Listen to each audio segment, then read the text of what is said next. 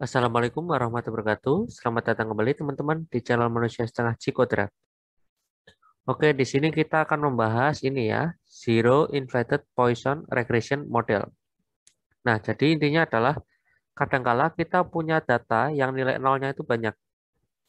Contohnya, misalkan ada pengamatan selama 3 bulan di musim kemarau, kita mengukur tiap harinya jumlah atau intensitas curah hujan berapa banyak gitu ya, curah hujannya gitu dalam ya satuan cuaca lah ya. Nah, atau mungkin dalam tol ya, tol itu misalkan tengah malam ini sepi nih di suatu tol, kemudian kita disuruh menghitung jam 1 malam lebih 1 menit, jam 1 malam lebih 2 menit, begitu seterusnya. Berarti kan nggak ada mobil lewat ya, mungkin jam 2 itu baru ada satu mobil yang lewat. Nah, jadi sehingga data pengamatan kita itu banyak nilai nolnya. Nah, maka dari itu kita nggak bisa pakai regresi atau forecasting biasa untuk memprediksi kira-kira jam 3 nih bakal ada berapa mobil yang lewat. Jam 3 lebih semenit, jam 3 lebih 2 menit, kira-kira berapa mobil yang lewat. Nah, itu pasti banyak nilai nolnya gitu loh. Jarang ada mobil yang lewat. Nah, makanya better kita gunakan ZIP ini ya, Zero Inverted Poisson, dibanding regresi atau metode forecasting. Nah, untuk dataset yang sekarang untuk latihan ini, jadi kita gunakan kasus mancing ya, memancing. Jadi misalkan ada kita kemudian memancing di suatu danau atau sungai, kemudian kan kemungkinannya adalah kita dapat ikan atau enggak. Nah, kalau kita dapat ikannya berapa? Satu kah, dua kah, atau 10 ikan, atau berapa gitu ya.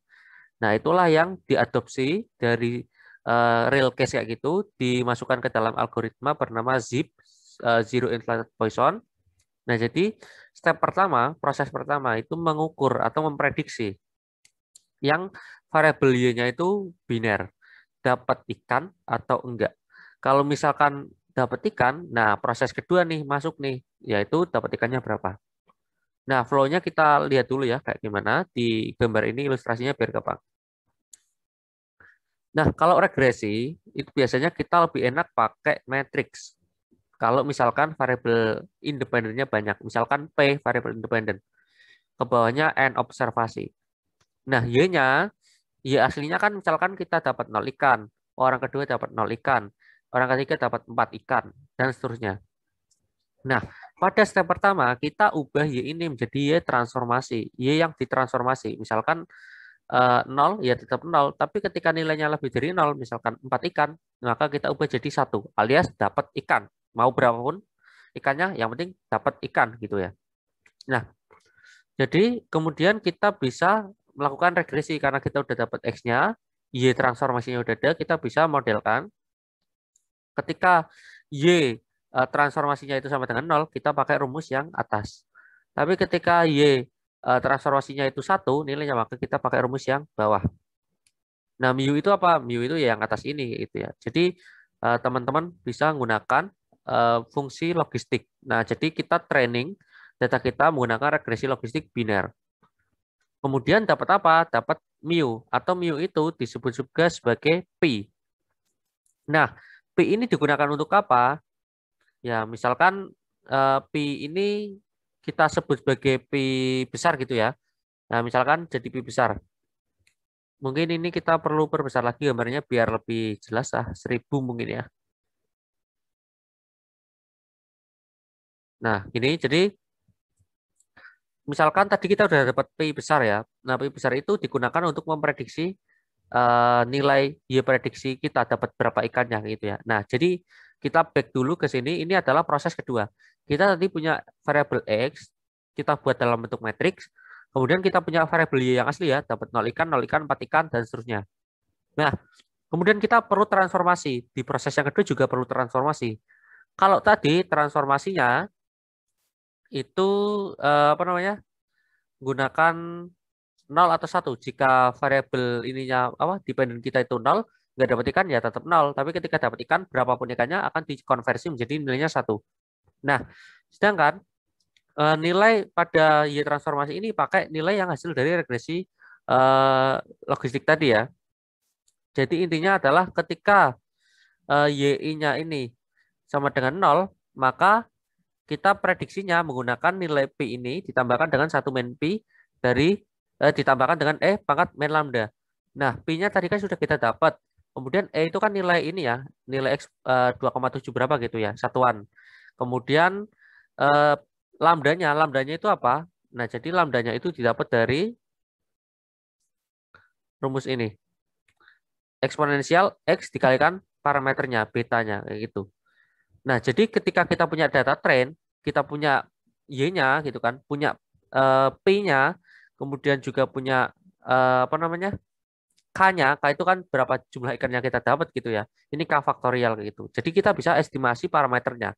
Nah, kalau kita punya parameternya nanti kita bisa memprediksi Y dari X yang baru gitu ya. Intinya seperti itu. Ya, mungkin teman-teman agak bingung ya. Jadi intinya di sini adalah step pertama kita memprediksi apakah kita dapat ikan atau tidak pakai regresi logistik biner. Nah, kalau sudah kita gunakan hasil prediksi itu untuk memprediksi kalau dapat ikan, ikannya dapatnya berapa gitu ya. Kalau nggak dapat ikan ya udah kan, nol tetap gitu kan. Nah, kayak gitu. Nah, kemudian eh, kita masuk ke dalam code-nya. Jadi di sini ada beberapa library yang akan kita gunakan. Kemudian ini adalah directory dari ini ya, Google Colab saya. Jadi di sini aja sih. Kemudian bisa di ini ya, di copy path-nya. Nah, kalau udah ya tinggal di import aja dan kebetulan saya di sini punya variable y-nya fish count, jumlah ikan yang kita dapat. Nah, variable x-nya adalah live bait. Apakah dia itu menggunakan umpan yang hidup kayak cacing, udang atau pakai yang mati, misalkan apa namanya ya? Pelet gitu ya atau apalah ya. Terserah mungkin di daerah kalian penamaannya berbeda. Kemudian apakah kelompok pemancing itu menggunakan camper van atau enggak? Dalam satu kelompok pemancing itu ada berapa orang dan membawa berapa anak gitu kan ya. Itu variabel bebasnya. Kalau kita lihat, nah di sini kita punya Y-nya itu bisa dapat 0 ikan alias nggak dapat ikan, atau dapat 1 ikan, atau bahkan dapat 2 ikan, atau berapapun. Jadi macam-macam. Tapi banyak yang nol, banyak yang nggak dapat orang mancingnya. Nah, makanya kita gunakan model zip ini. Sedangkan ini adalah variabel X kita ya. Jadi ya bisa aja orangnya tadi ada 4 orang, 3 orang, kemudian anak-anaknya ada 1 orang, nggak bawa anak. Kita gunakan camper atau enggak gitu ya, binary. Kemudian live bait-nya juga apakah kita pakai umpan yang hidup atau enggak, binary juga. Sedangkan ini numerical, bisa macam-macam. Nah, kemudian kita bagi kita bagi jadi data training dan data testing. Jadi misalkan data trainingnya itu 80% ya proporsinya. Ya, teman-teman bisa pakai trend test split kayak biasanya, atau juga bisa pakai pembangkitan bilangan random. Misalkan pakai NumPy, nah kemudian bilangan randomnya itu akan berada di antara 0 sampai 1. Nah, kalau kurang dari 0,8, kita masukkan ke dalam data training. Kalau lebih dari 0,8, nilai bilangan randomnya ya, jadi kita masukkan ke data testing. Jadi proporsinya tetap data trainingnya 80% ya, karena 0 sampai 0,8 gitu kan. Ini udah aku running belum ya? Belum kayaknya. Nah, kalau udah nih kita dapat nih ya, data training kita ada sekian, data testing kita sekian. Kalau kita mau lihat, ya data training kita itu ya sama ya penampilannya, cuma bedanya adalah lebih sedikit aja karena jangan digunakan untuk training semua, nanti untuk mengukur kebaikan modelnya susah ya, overfitting kalau kita pakai ukuran kebaikan modelnya pakai data training juga. Nah, kemudian ini kita ekspresikan bahwa fish count, kemudian ada tanda seperti kumis ini, gelombang, gelombang cinta ya. Nah, berarti ini adalah pembatas antara variabel Y dependent dan variabel X-nya independen. Nah, kemudian kita pakai D-matrix, library D-matrix sendiri, kita gunakan untuk membagi data training kita untuk X dan Y. Tadi kan masih data train dan data test, tapi belum dibagi untuk X dan Y-nya. Jadi Y-nya kan masih nempel ya di sini data trainnya. Nah, jadi kita pisahkan. Kayak gini ya. Cuma Viscon. Nah, cuma yang si X train sekarang ada ini kayak konstantanya. Nah, ada intercept, konstanta. Nilainya satu semua dari awal sampai akhir. Nah, kemudian kenapa nilainya satu semua? Ya ini hanya modeling matematika aja ya. Kalau teman-teman tahu asal muasalnya di rumus matematikanya, ya pasti tahu kenapa ini nilainya 1 ya. Karena ini konstanta. Ya mungkin teman-teman bisa lihat ya di video saya yang regresi logistik yang paling awal ya, sebelum banyak video ini dibuat. Jadi awal-awal channel ini dibuat, atau mungkin dari video orang lain, atau dari ini ya, paper mengenai ordinary least square, itu ada yang menjelaskan bagaimana sih pembentukan model regresi pakai matriks, dan kemudian kenapa ada intercept, dan kenapa intercept nilainya 1 kayak gitu. Mungkin teman-teman bisa pelajari OLS itu. Nah, kemudian selanjutnya kita apa ya, memprediksi atau membuat fitting dulu ya, membuat modelnya di training dulu. Nah, kita butuh yang namanya parameter. Parameter yang pertama adalah inflation, kemudian exogenous inflation. Nah, jadi kan seperti aku bilang ya, bahwa step pertama kita memprediksi apakah kita dapat ikan atau enggak. Nah, untuk memprediksi itu kita gunakan inflation ini. Nah, fungsinya bisa pakai logit atau probit. Nah, jadi ini macam-macam jenis regresi biner aja ya, logistik biner kayak gitu. Nah, kemudian untuk exogenous inflation-nya tadi untuk memprediksi apakah dapat ikan atau enggak, kita bisa menggunakan semua variabel kita atau yang beberapa aja. Jadi dalam model ini, mungkin aku perbesar aja ya biar lebih jelas. Nah, jadi di sini kita gunakan library start models ya, kemudian kita singkat jadi SM, bukan SM Entertainment ya. Nah, kemudian di sini pakai fungsi zero inflation Poisson, zero inflated Poisson, kemudian endogenous variabelnya atau variabel dependentnya, trikatnya yaitu Y-train. Untuk exogenous atau variabel independennya adalah X-train. Dan exogenous inflation-nya untuk prediksi apakah dia dapat ikan atau enggak itu X-train juga sama. Kalau ini untuk prediksi berapa jumlah ikan yang didapat gitu. Jadi ada 2. Kemudian inflation-nya tadi pakai fungsi logit, kemudian dot fit di fitting, nanti kita running ya, ini running. Nah, ini ada warning karena memang regresi logistik itu pakai prinsip ini ya, apa namanya, pendekatan iterasi. Jadi kalau iterasinya dikit, misalkan ini 35, bisa jadi nggak konvergen. Nah, apa akibatnya? Biasanya kurang bagus saja modelnya. Kalau teman-teman mau lebih bagus lagi ya iterasinya tambahin biar konvergen. Tapi kan buat training aja ya, ini latihan, jadi nggak usah panjang-panjang, nanti videonya kelamaan. Kalau teman-teman lihat summary-nya model, ini ya, ini nama model kita, kemudian di dot summary. Nah, kita dapat ini. Nah, ini adalah beta atau parameter untuk si dapat ikan atau enggaknya. Kalau ini adalah parameter untuk memprediksi kalau dapat ikan dapatnya berapa gitu. Jadi ada 2 kali ya. Nah, ini ada ini ya, probability p-value.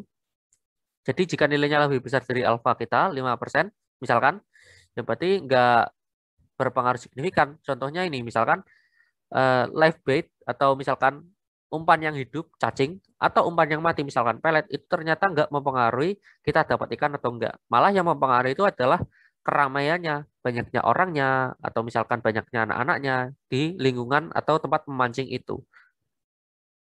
Ya misalkan orang mancing di situ banyak, ya mungkin ikannya jadi rebutan gitu kan. Jadi kita nggak dapat, ya mungkin aja kayak gitu logikanya. Nah, kemudian nama model kita, kemudian dot predict, nah kemudian X-test dan juga exogenous inflation-nya X-test. Jadi intinya adalah memprediksi kita dapat ikan atau enggak, dan dapat ikannya berapa jika dapat gitu kan ya. Itu untuk data testing. Kemudian kita prediksi 5 data pertama kita print. Nah, ini kan nggak masuk akal ya ketika dapat ikannya 0,12 gitu kan. Padahal kan dapat ikan itu eksak, dapat 1 atau 0 atau 2 gitu kan. Atau berapa gitu kan. Integer lah. Nah, makanya kita perlu bulatkan. Nah, ini jadi nggak dapat ikan, nggak dapat ikan, dapat ikan 1, nggak dapat ikan 5. Jadi misalkan pembulatannya ketika nilai prediksi kita 3,3, berarti kan ke bawah nih, berarti kan kita dapat ikan 3 tok, kayak gitu-gituan sih. Nah, kemudian kita bisa juga ambil Y-test dari Viscount tadi untuk mengukur RMSE, ukuran kebaikan model. Nah, ini rumus RMSE. cukup panjang ya. Tapi kalau teman-teman pakai bawaan dari scikit-learn misalkan dot matrix gitu ya, ya boleh aja. Nah, ini RMS-nya kita bisa dikatakan bagus atau enggak ya sebenarnya kita harus mencari pembandingnya. Kita running regresi biasa aja misalkan. Kalau RMS ini lebih bagus berarti memang model kita bagusnya pakai zip ini bukan pakai regresi biasa. Kalau kita plotting, nah ini ternyata antara prediksi dan aktual ya cukup bagus ya karena ketika ada dapat ikan dia diprediksi dapat ikan. Tapi kadang ada yang lebay gitu ya prediksinya atau aktualnya tinggi tapi prediksinya rendah kayak gitu bisa jadi karena model ya nggak bisa mengcapture 100% dong pastinya. Namanya juga prediksi. Tapi yang bagus di sini adalah mereka bisa mengcapture nilai-nilai nol yang biasanya pakai regresi atau forecasting biasa itu nggak bisa kedetek gitu ya.